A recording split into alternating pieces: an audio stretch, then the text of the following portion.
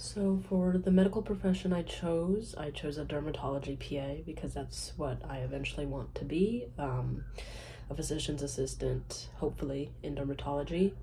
The scenario I wrote just describes a typical workday working at a outpatient dermatology clinic. Um, so it would begin with me reviewing patient charts, prepping for appointments, and the day would start with a patient arriving with a lesion, which would prompt me to do a full body cutaneous exam. And after I've identified an irregular mole, I would perform a biopsy to rule out melanoma. And the next patient that comes in would present themselves with maybe widespread eczema, and I would discuss with them, proper topical steroid use, different ways to manage their flare-ups. And as a PA, I can't do full-on surgeries on my own, but under a physician's supervising, I could do minor procedures, like if somebody comes in with an abscess, I could do an incision and drainage and help them, again, under a supervising dermatologist.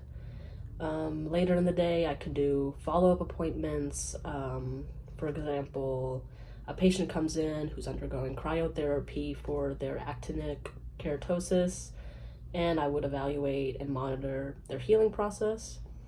The next patient that comes in could be a teenager who has moderate acne vulgaris, and I would educate them on adhering to antimicrobial treatments or retinoid treatments.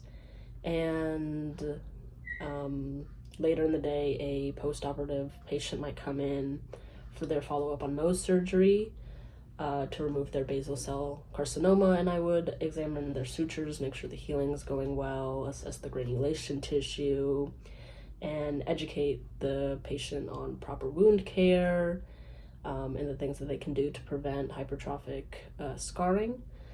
And throughout this whole scenario, I'm obviously documenting all of this, putting this all in electronic medical records, collaborating with the supervising dermatologist, and obviously educating patients and making sure they all leave with a clear understanding of their diagnosis and their treatment plan.